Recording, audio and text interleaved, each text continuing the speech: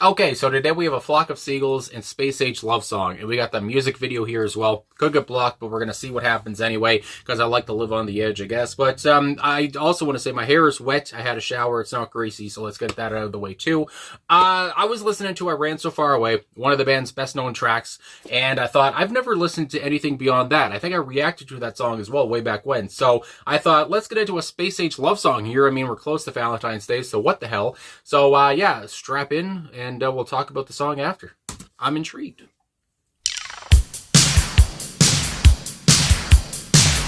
It's like the Go-Go's.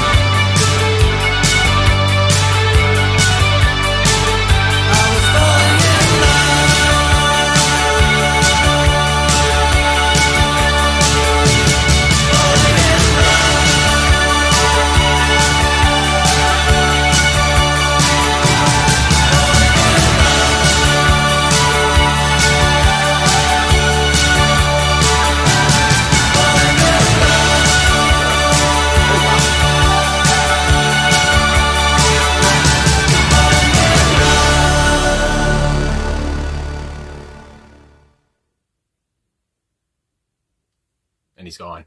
A Flock of Seagulls, space age love song. There you go. There. I mean, I this is crazy. I mean, like I said, I only knew one of their songs, and I do believe this song here actually was a pretty good hit. It charted in I think the top 40 in the UK and charted in the top 30 in the US. So I mean, again, it was pretty fair there. But anyway, because I know these guys are called a one-hit wonder, but I know they have other songs that have millions of views. So I just wanted to get back into them here. But this being from, I believe, 1982, off of their debut album, and I just love how where I read up that they came up with the title. It was the working title, Space Age Love Song, because I don't know who said it, but somebody said it just sounds like a Space Age love song, and they said, well, there you go, there's the title. They don't say the title in the song, but what the fuck, it works out very well. And when you listen to it, yeah, it's pretty Space Agey. I mean, you look at the hair, you look at the clothes, I mean, I look at the styles here, and I gotta say the lead guitarist here, Paul Reynolds, and I don't know what I said in my last reaction I ever did to them, so I might repeat myself, but I mean, it was a long time ago. But Paul Reynolds, he just gave me an Elliot Easton vibe of the Cars, and the Cars are one of my favorite bands, and maybe it was the glasses and the hair, I guess, but I don't know, Paul Reynolds, he just such a melodic feel here. I just love the, because I don't want to take this word, but I've seen them categorized as percolating synths, but I mean, they're just those crackling synths, whatever you want to say, that just keep going, those continuous synths, along with the guitar work, they just match so perfectly there.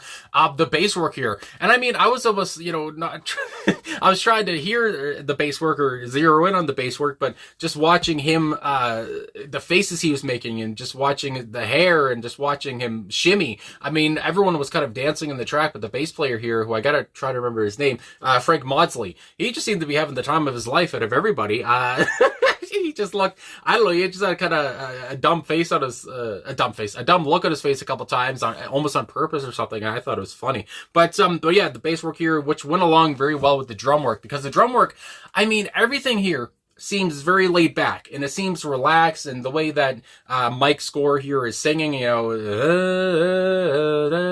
just everything's so sway, everything's swaying, everything is kind of easy and breezy and whatever, and then you get the drum work at different points where I think it's Ali's score, who I'd imagine, I guess he and Mike are related, he just fucking all of a sudden would just become bombastic, and then he'd stop, and so I just liked his little pumps in there of being a bit more hard hitting, and then kind of coming back, and yeah, so I just really enjoyed their playfulness, I guess, if you want to say that much. But of course, we're talking about synth pop here, and the synths kind of drive the track, but along with the guitar work, like I said, it's so melodic, it's so dreamy. I mean, the whole song is dreamy as hell. And I gotta say this too, this being from 82, what came to my head, and off the get-go too, when I think it was the drums that first came in, whatever first came in now, I said it reminds me of the Go-Go's. It reminded me of, like, We Got the Beach right off the bat, and I was like, my goodness, I guess it was the time.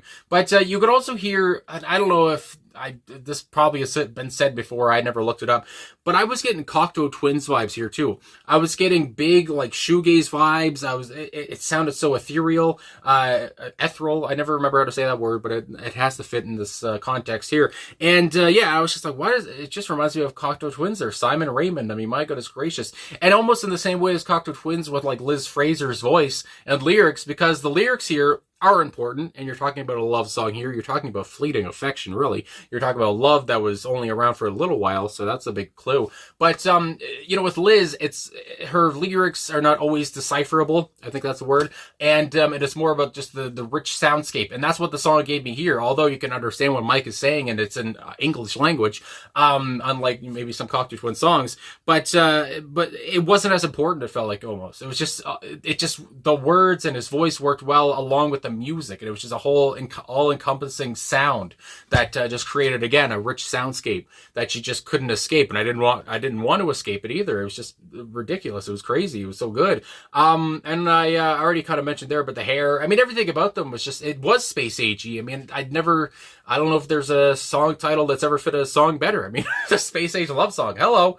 It's just so good. But anyway, and I don't know. I loved how they all seemed to be having fun. And again, this was from their debut album. So they were just full of, piss and vinegar and all those things. And I mean, it was a dreamy new wave classic. And like I said, I've reacted to a lot of synth pop. Some of my favorite bands are new wave bands as well. I mean, you're talking Heads, The Cars, you can go on and on. But so yeah, I just love the sound, and it never gets old for me. Or even, other bands I've reacted to, The Human League or Gary Newman or whatever, it's just this kind of never gets old for me. So it was another nice bop in that realm. So I want to talk about the personnel here, although I've already talked about most of them. Let's just give them their flowers for real this time. My goodness gracious, as my voice cracks. Mike's score on lead vocals and keyboards, and again, his look, I mean, my God, and I see nowadays he is bald, and I probably mentioned that before, but as somebody who's thinning themselves, I mean, I know what that's going to be like as well, probably down the road. Paul Reynolds, and I'd say he's bald because his hairstyles were always wild in just a couple songs I've seen, but he just, his hair was always nuts. Anyway, Paul Reynolds on, like I said, their lead guitar and rhythm guitar, it says here too, for the whole album that this song appears on. And I just, again, his feel, there's something about his feel, there's something about his style. He just looked cool. I mean, they all look cool, but my God.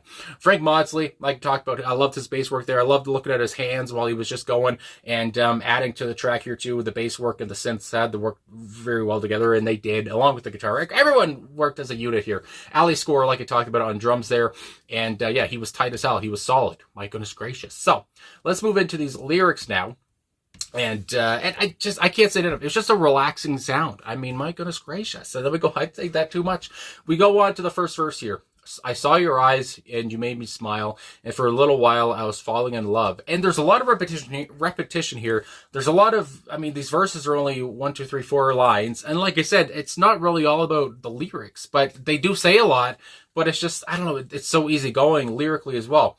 Either way. But we get the kind of picture here. And I know the song has been used in movies and such. I think it was used in a Spider-Man movie too. But, so I just wanted to say that as well, because I think it fit the scene in that movie very well. But, yeah, you made me smile for a little while. I was falling in love. I mean, the whole a little while is very revealing. I mean, like I talked about earlier, we're talking about a fleeting affection here that apparently did not stay.